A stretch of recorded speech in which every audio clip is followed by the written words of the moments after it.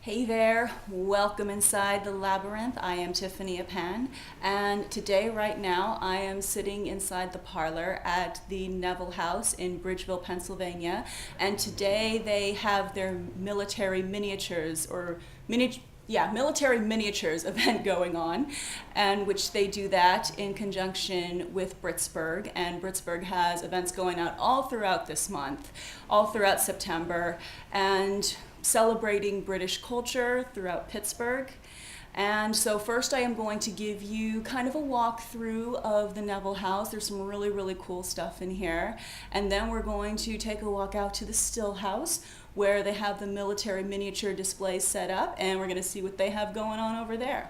So I look forward to having you along. Hope you enjoy it, and here we go. Okay, so this is the kitchen. This is where, obviously, the meals would have been prepared. And this was the very first part of the house that was built, or at least one of the very first ones. And here is the hearth, and when I'm doing my tours, I very often discuss how they would have gotten a convectioner's oven effect. So, and then here's grinding chocolate over here, and I also like to discuss how chocolate drinks were made as well. And I also like to go into the history of coffee houses, because a lot of people are unaware of the fact that coffee houses are not a new invention. In fact, they go back to at least the 1600s. And I have a lot of fun asking people what they think this is and having them guess. It is a block of tea. And I also enjoy going through the history of tea. Perhaps I will do an actual podcast episode, because there's a lot of really, really cool stuff that go with the history of tea. Of course, there's the Boston Tea Party, but there's so much other things to tea that that can be discussed. So, and I think they're giving a tour out here, so I will wait for them to be done. Okay, let's see if the tour has moved on. Yes, unfortunately, we have a lot of noise pollution out here. This used to actually be all frontier, and there was a Native American trail not too far from this highway here called Catfish Trail, before it became Washington Pike. Here's the porch. Now the porch was added on a little bit later. It is not an original structure of the house. It was, like I said, added on a little bit later in about the early 19th century.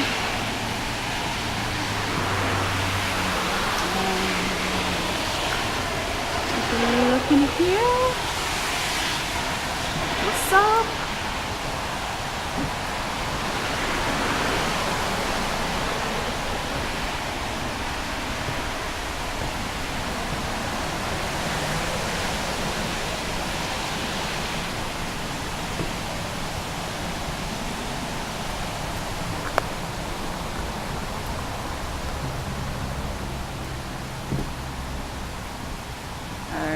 Now let's see if the tour has moved on or if they're still hanging out in the foyer.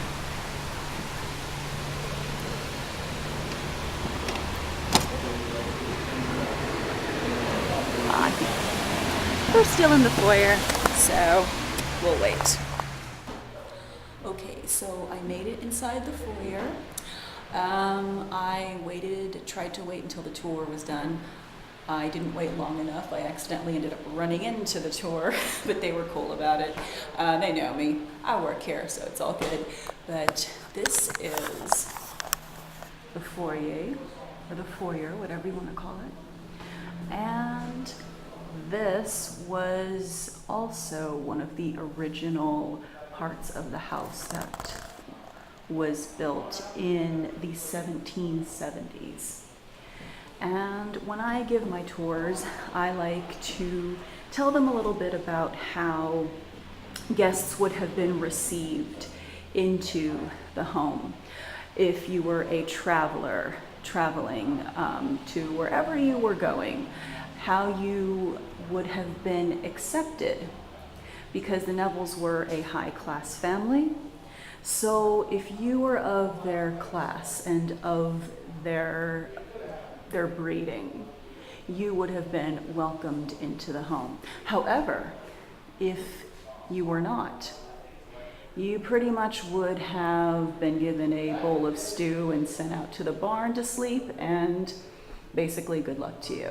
But if you were of their class and of their station, you would have been treated pretty well with very, very good hospitality. And I often tell people that class was huge back in the Neville's time. It still kind of is today, but not to the extent that it was back in the Neville's day. And new money, if you were new money, it was actually very, very hard for you to be accepted into the gentry, even though, yes, you might have had as much money or maybe even more due to an inheritance or what have you than somebody in the gentry. But if you were not of old money, if you did not have that breeding and class and upbringing, you had to do a lot in order to be accepted into society. So that's just a little piece of information that I like to give when I do my tours in here. But let's just one more look around here.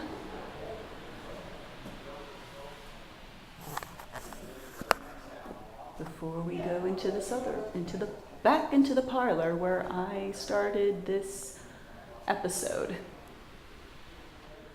Okay, so the tour just departed into the dining room, so we're safe. And this is just giving you a better look at the parlor. Yes, and this is an original Clementi piano. I love it.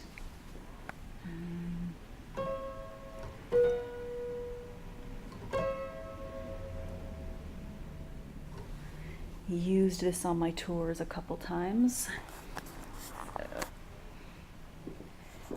It's fun playing and singing Drunken Sailor on that piano. And hopefully having the guests sing along. If not, still fun doing it.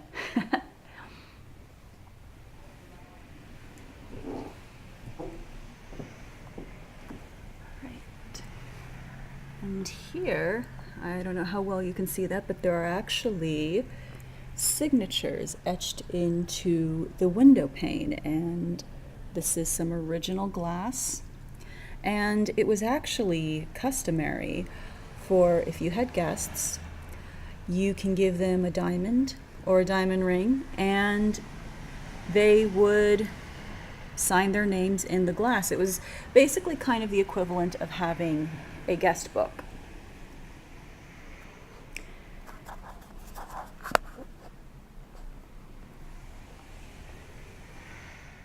And there's one really interesting story that goes with one of these particular etchings. And once again, I don't know how well you could make that out, but it says, "The devil is in the sandbox. Don't you hear him bawl? BAWL." And Dan, who also is a tour guide here, he actually did some research.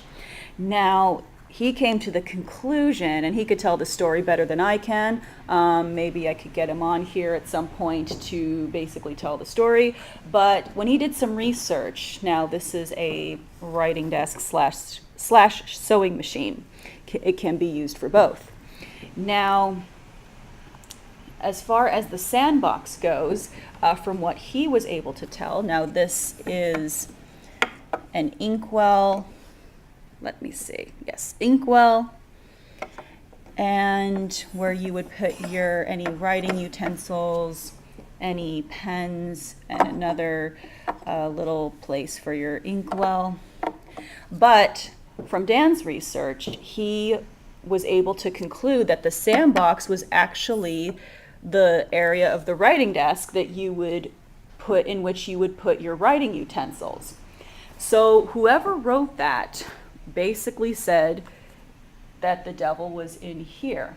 Now, whether they meant the literal devil or maybe they were referring to, I don't know, somebody who lived here that they didn't like, who knows? But, or maybe somebody had a younger sibling who was getting into stuff that they shouldn't in the writing desk. I don't know, but it's still kind of a cool story. And nobody was really ever able to solve it or see exactly who etched that in there and really gather what they meant, but it's still a cool little story, kind of a mystery for the ages to tell on a tour. So right now I'll give you a quick look at these two bedrooms in here. This would have been a child's bedroom.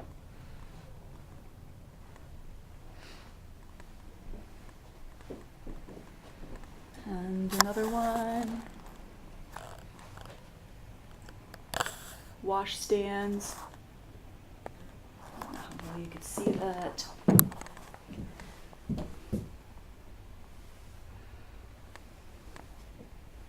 Unfortunately, there's no light switch in here in a historic home. But yes, wash stand. And this really, really cool writing desk. I love it.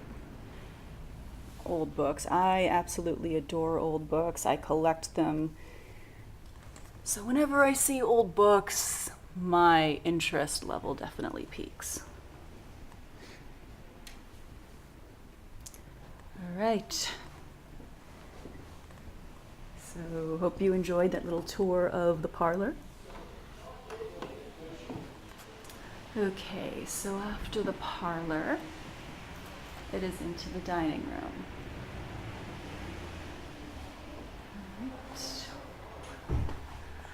And one of the things that I love discussing while in here is this clock. It is Christopher Cowan's clock, which he brought over here from Ireland in the early 1800s, very early 1800s, and it still works. So I like to have people imagine this clock coming over in pieces across the Atlantic Ocean, and then having to come across the frontier to where he settled here. And Christopher Cowan, he owned this property after the Nevilles did. He married into the family, and yep, this is him, the only known picture of him. And so he married into the family and inherited this property because John Neville's son Presley lost the property because he was not a good businessman. So, and here, this is a replica of the plates that were used. Some student archaeologists did some digging, and they found these little plate pieces, and they were able to confirm that this is the design, same design as these plates. Yes, but I love that clock.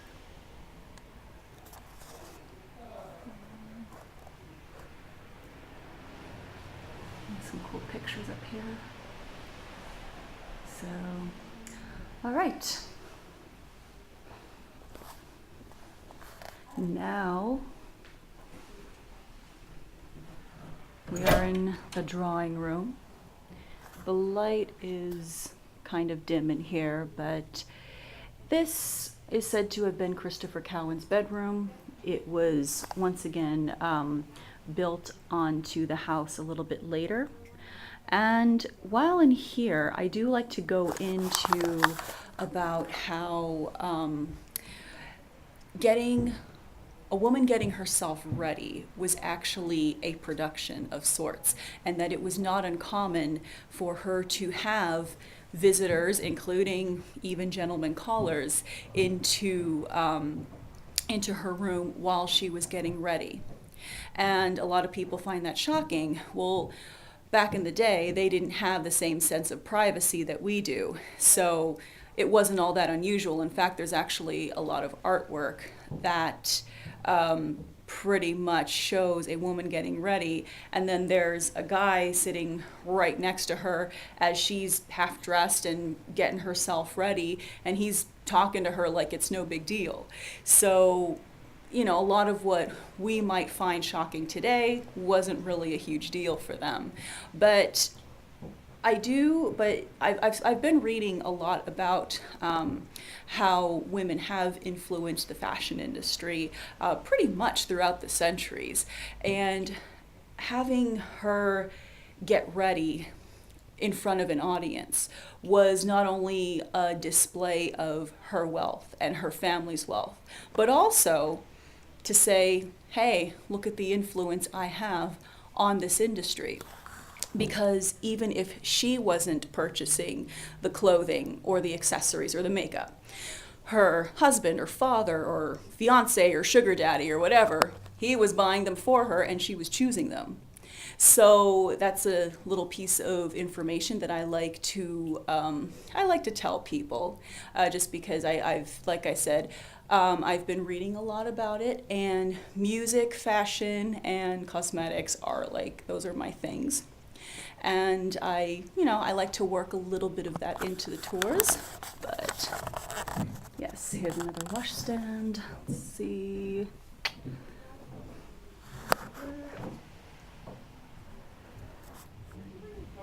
So one more interesting fact before I continue.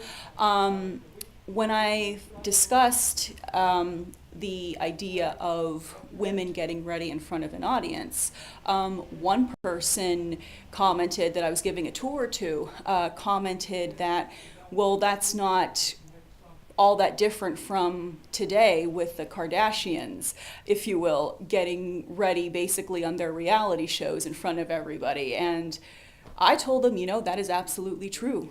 In a way, that was kind of their own reality TV. And back then, yes, they did have their Kardashians back then. They had people who were pretty much famous for basically nothing but looking good.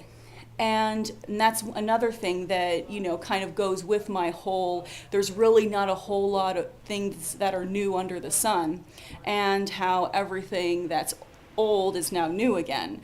And that is a running theme in my tours, and people seem to enjoy it. So, all right, so now let's continue. Okay.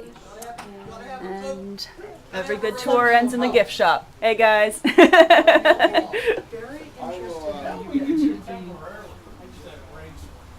Dan, so the east or the west bedroom that has the original wallpaper, it's been redone. Is it both of them? Yeah, this one's really cool.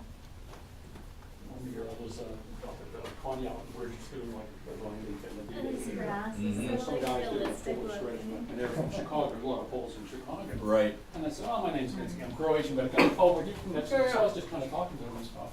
And at one point they had You're good. before the And action went on, they had fine a guy gentleman from Britsburgh. All right. The identifier. Woo! If you go Yes. outside, the Britsburgh flag is flying from the flag. Oh, I will have to go out and Yeah, get it's not that. flying very well. It's Probably a not little not soaked today. and hanging, but it's out there. Yeah. That's all that matters. using the police thing, so before we did it, we all knelt down and gave us. As long as it's not on, he won't have to try. Right. Yeah. Yeah, and they wanted to recruit me because you're pulling in with a name. That's right. You can find that's okay, guys. So you're Croatian? Yeah. Because when we lived at the other house, the guy next door, I just thought he was Serbian. I called him a Serbian. Oh my God. Yeah.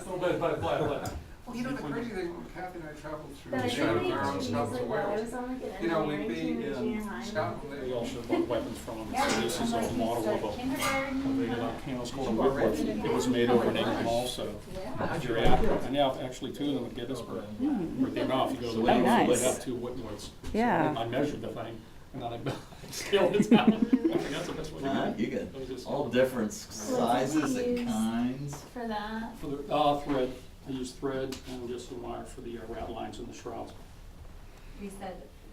And I have a real chain He from said, a ship model that I actually have, so Did that's he do that? really there. I And just I put said, it's his hobby. cases on. And Big said, well, it's my yeah. hobby too. Oh, it's his hobby too. Right? Yeah, he's gonna be displaying with us this year. Start buying some. Good. We need some new. No. He has a supplier, so. I mean, I don't know, when, you know, that was part of the reason when they said, oh, we want to do it. So these are yours? Might as well have some Oh, size. okay. So when did you start collecting them? Actually, I painted those. Ooh. That's my hobby. Oh, look at Building that. things. Oh, those are awesome. Very cool. How long have you been painting? Started doing figures in the late 90s. Okay. All right, very cool. Yeah, I used to do plastic models. I belonged to a club. Mm-hmm. And kind of grew into this. Okay. Very nice. Yeah. Okay, so one more thing before I wrap things up. I wanted to tell you guys about this cool little event that we have coming up on October 21st. We do sell American Heritage chocolate here. We are having a chocolate day event on October 21st. They'll be having 3 different presentations. So I know I touched a little bit on chocolate in the kitchen, but if you wanted to learn more about chocolate and even get some delicious chocolate yourself, come out on October 21st and also look at the Neville House's website and see what else we have going on. And because we do have a lot going on over here. So yes, make sure you join us for chocolate. Who doesn't like chocolate? So all right, thank you very much. Thank you for joining me for this podcast in the Neville House and with Britsburgh and with all the cool stuff that we have going on here. So I will catch you in the next episode. Thank you very much, and I'm going to enjoy my chocolate here. All right, see ya, and always question everything.